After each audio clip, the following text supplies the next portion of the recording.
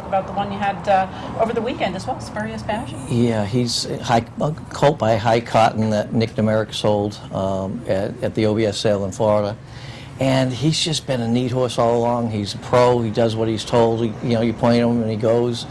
And I think he beat a pretty nice bunch of horses the other day and separated himself from the 16th pole home and kind of opened up a little bit. So it was a good day. That's the nice kind of 2-year-old to have And how? in your barn. But you've already, before this one, you already unleashed what looks like a potential monster downstate at Belmont. Yeah, that's a Henny Hughes colt, and we've got a shot to be a good horse because they sent Henny Hughes to Australia. So usually when they do that, all of a sudden the good ones come out of the wood. They go to Japan, go to something, they all of a sudden leave behind at least a couple of good ones. Yeah, Rick, we've actually got video. We might as well take a look at it. And this is Carried Interest, who won back on the 5th of July down at Belmont. We're going to watch his race right here. Tell us a little bit about this horse and this race in particular. Very fast time. It was. He broke just a half a step slow, and Alan had to either settle and be 6th or really step on the gas and get to the lead, and he chose the latter. But he used him a little bit hard that first 16th of a mile to get there. Then was very comfortable next to Sayad for till about the head of the lane. Todd Pletcher's colt was very well meant. I believe he's a Curlin colt that I think is one of his better 2-year-olds. And it looked like when he got through here, it looked like he had dead aim on us and Carried Interest. Kind of spurted away once, and then Todd's colt comes to him again, and he spurted away again, and they ran quite fast. So we'll run in either hopefully the Saratoga Special or the Hopeful, depending on how he's doing. And he certainly looks like a good one. You mentioned a son of Henny Hughes, but I pulled up his pedigree, and it looks like, although Henny himself kind of known for a speed influence, we've got a lot of distance runners under the second dam, who was the producer of Sun King and Ocean Drive and a couple of other horses, and all went long. Exactly. He should be more than a sprinter. I think he's got a little bit of scope to him, and he'll go on. And we talked a little bit about Spurious Passion, he's a son of High Cotton, and those horses have stretched out pretty well. They have, High Cotton, also owned by Claravich Stable, Seth Klarman and Bill Lawrence, won the Hopeful last year, and he came back and he won an overnight stake at Belmont, and he's a pretty nice horse. So right now we're high on the High Cottons. Tell us a little bit about your 2-year-old maiden filly she's running today, High Inflation, running in a 5-furlong race. Some of the folks out there, tell us a little bit about her. Yeah, she's not by High Cotton. She's a touch gold filly, which you would think she'd need a little bit more distance to ground, but she's been quite quick in the morning. She's, I don't know how good she is, and yet she's been fast. She's a little bit temperamental. She has a pretty serious temper, but we'll deal with that, and we'll kind of get a career started today. One of your top horses is a New York-bred turf mare, Gitchy Gumi, almost $650,000 in career earnings. Won 2 in a row now, the Mount Vernon at Belmont, then went down to Parks and won a race there. What are some of your plans with her? We could come back in the auto and defend her title. She won it here last year. Or wait another week and run in the Boston Spa, which is a grade 2. She's grade 3 winner now, so taking a shot at a grade 2 makes a little bit of sense. We'll watch the Diana. She does like soft turf. We're supposed to get some rain the end of the week here, and if the Diana were to fall apart, we might take a look at it. But I think that's a bit of a long shot. The other 2 races are more likely. And obviously, Gitchy Gumi she has connections that I'm friends with. So I've been following Gitchy, as you know, for a long time. Her owner also has Tricks in the City, who is another nice mare. You've become quite the trainer of turf mares. Yeah, sometimes it works like that. It's amazing, as long as they're fast, we'll run them anywhere. But she'll probably run back in the Delarose, which she won the here last year, and that looks like we'll go with her. And speaking of turf mares, you had a horse by the name of Not As Sharp As You Think, who had run well out at Indiana on the turf and shipped into New York down at Belmont and won an allowance race downstate. How's she doing? She's doing great. She was kind of compromised, and they either had to run her too long or too short, and the 7/8 was in the book. And actually, Seth Carmen called me up and said, "I think this is the distance she needs to run." We put her on the van, we ran her, and it was quite successful. So. Unfortunately, here we don't run 7/8, so we might try a mile around 2 turns here and see what happens. She certainly looked good. I think the field that she beat was was a pretty nice field of fillies that day. It was. I think she might have a future. Looked, and of course she was already stakes placed, having run exactly. out in Indiana. And I've, over the last few years, followed some of those Indiana turf stakes, and they often draw some pretty good horses from Kentucky. A lot of guys from Louisiana, Kentucky go there, and the water can be a lot deeper than you think there. It's no layups. Yeah, it's a pretty competitive series of racing out there. Now, Rick, you're also the president of the New York Thoroughbred Horsemen's Association. We're going to talk to you more about that a little bit later on. But as far as the actual training, how would you say the training game has changed? I read an interview in researching a little bit about you online before this interview. You said no owners hire 5 or 10% winning trainers anymore. Guys only go over when they know they've got a big shot to win. They're 4-1 or less. How has that part of the game changed where maybe you're not just sending one over to get a race in them? Yeah, that doesn't happen as often as it used to. The game, there's so much information out there. Short story, Elliot Birch was a very good friend of mine and gave me a big shot. He actually lent me money when I went on my own, but I used to have 2-year-olds for him. And when I first went on my own, I stayed in the winter in New York. He went to Florida, came back. How are you doing? And I started to whine a little bit. Hadn't won a race in a month or whatever. And he said, Rick, shut up. Don't ever tell anybody you're not doing any good. They don't know any better. Well, that's no longer true. They know what color tie you wore, what shoes, if you were shined or not, before you win a race. So the owners and our clientele today really know what trainers they're looking to hire and which are on the upswing and which are ready to crash and burn. That's a great point you bring up. Everything's in the racing form, your stats with every possible angle, your winning percentage for the year, everything. Exactly. And it goes deeper than that. I mean, like you talked about, everybody's percentage is better, win percentage is better when they're 4-1 or less. And they know when it's 10-1 or less, they know first time blinkers, first time Lasix, first time distance to ground, first time turf to dirt or dirt to turf. There are so many different angles that there is a penalty for getting beat, and you need to. So what happens is everybody does that, and it makes the races out there. You're not the only one thinking like that. The gate's loaded with guys that want to go over there with their A game, and because of it, horses have to run even harder. And when they run that hard, they also need more time between races, and then you got the bounce theory. So the game has changed because of that. We expect more AF horses, and when they give it, they can't run back as quickly. Things have most definitely changed in the game. And Rick, we're going to pause for a brief message. If we could carry you over for a couple of more minutes, we'll have a chance to talk a little bit more about the way the game has changed. We will pause for a brief message. And when we return, we will have more with trainer Rick Violette. Please stay with us. Some people take analyzing a horse race to a whole other level. Tune in every morning at 11 a.m. and get up-to-the-minute analysis of the day's biggest races, breaking news from the racing industry, and our daily best bets, only on OTB TV. 1922, Babe Ruth debuts with the Yankees. WGY signs on air. Exterminator wins the Saratoga Cup, and Pinnell's Restaurant opens its doors for the very first time. For 5 generations, Pinnell's has been preparing delicious Italian food, served in a comfortable home-like setting where everyone is welcome. 90 years of authentic Italian recipes, 90 years of the freshest ingredients, and 90 years of the finest classic Italian dishes, all made daily by hand. Pinnell's Italian Restaurant, a Saratoga dining tradition since 1922.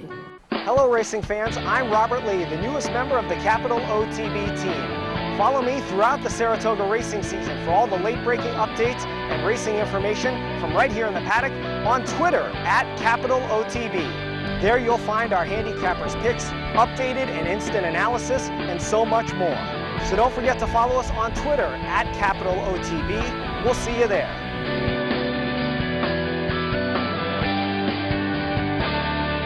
Hi race fans, I'm Seth Merrill with some great news. Now you can get live streaming of all our tracks. Just log on to CapitalOTB.com, click on the live streaming link, and choose from more than 35 tracks from around the world. Plus, you can now get race replays, any day, any track. And don't forget to check out our new virtual tote board. In horse racing, information is key, and no one brings you the crucial information you need like CapitalOTB.com. Live streaming, race replays, and our new virtual tote board. CapitalOTB.com, check it out now.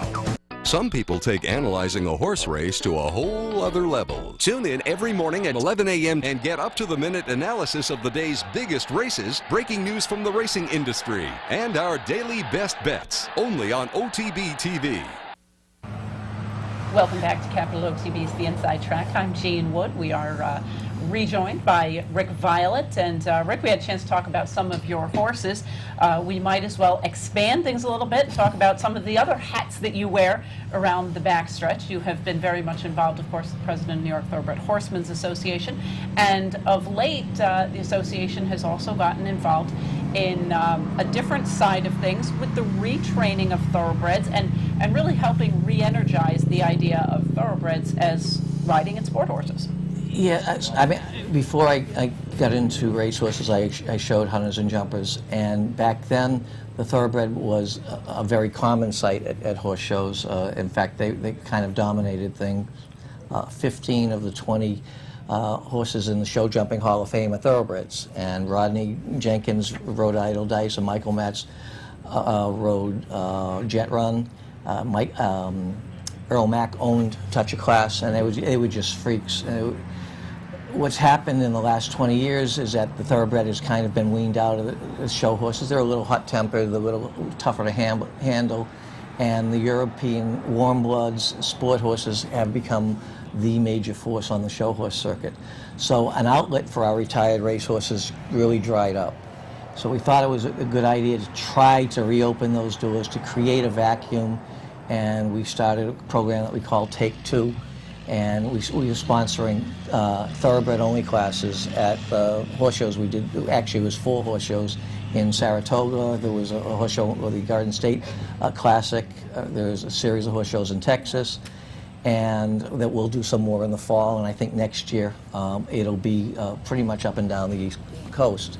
And it just gives an opportunity for people to go out there and make a few bucks, be isolated a little bit, and have a home on the horse show circuit for those thoroughbreds. And we might actually create a market. Once the pros on the horse show circuit find the need, they'll seek us out and look for some of our, hopefully, the sounder, the horses that can have a future after the racetrack. And it certainly is, it's certainly important. We've seen so much in the news of late about, thoroughbred aftercare, and sometimes, unfortunately, what gets brought to the news is the bad news stories. You don't see a lot of those terrific stories out there about the horse that came out of, whether it's Rick Violette or any other barn here or at the myriad other tracks that do end up in perfectly happy places. I can tell you, I ride at a barn full of off-the-track horses. Yeah. People constantly saying, could you flip his lip and tell me about him based on his tattoo? Exactly. We could always do better. There are a lot of people that do a good job out there and find good homes for the retirees. This is kind of an effort to make it a little easier. And we're also doing a similar program in the eventing world called Career 2.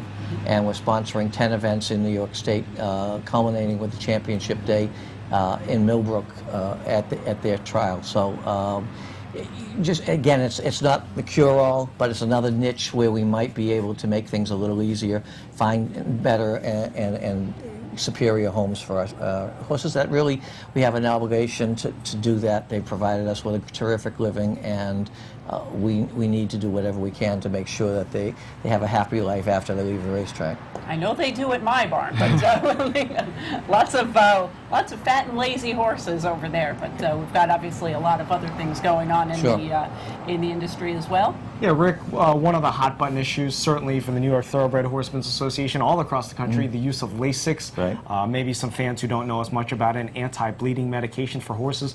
What's your stance on that, and what are your thoughts on the Breeders' Cup basically coming out and saying we're banning Lasix in all our races?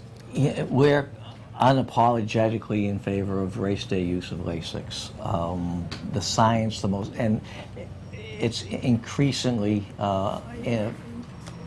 justifies the prophylactic and the daily use of the race day use of Lasix. 80% of horses will bleed when they race without Lasix. Virtually all horses will encounter the problem at one time or another. It's an incredibly safe drug. It's a very policeable drug. And there are so many other physical issues that we have with racehorses, which we have no remedy. I mean, time, sometimes they don't overcome, time doesn't heal all wounds either. But why would you turn your back on a remedy for an affliction that basically most horses have to overcome? We really do think that on a horse welfare issue, it's borderline irresponsible to lead a horse over there that's going to bleed and pretend that taking away the remedy is the responsible thing. We think it's the irresponsible thing. They're not supposed to go over there and expose them to whatever happens when they're racing. We have an obligation to protect those horses as well, whether they're 2-year-olds or 8-year-olds. We understand the kind of pie in the sky, hay, oats, and water. It's never hay, oats, and water. They're athletes. They need therapies. This is the most recent study the Jockey Club Grayson Foundation funded, and the gurus on Lasix, Dr. Morley, they thought it was going to end the argument because the study was a triple-blind study done in South Africa, and they were really kind of amazed at the efficacy of Lasix and how many horses bled without it. So unfortunately, it's a very, very controversial item. On the other hand, getting rid of Lasix really doesn't solve any of our other problems. I mean, I think the public is much more interested in how we take care of our horses after they're done racing, the horses that break down, and certainly the cheaters. And we need the cheaters out of the game. Getting rid of Lasix doesn't begin to address that. So we really think that is in the best interest of the health and welfare of the horse to continue to use the Lasix unless you find a better way to inhibit the bleeding. Last question for you before we let you go. You're a guy who's really in tune with what's going on in New York racing with your position. Where do you see the future of New York racing going now with the increased purses and also with NYRA and the relationship with Governor Cuomo? And you give me a minute? The purses are, it's wonderful that an owner will have a shot to break even or make a little bit in this industry. For decades, it's really been a donation, and they like racing, and they know they're going to lose money.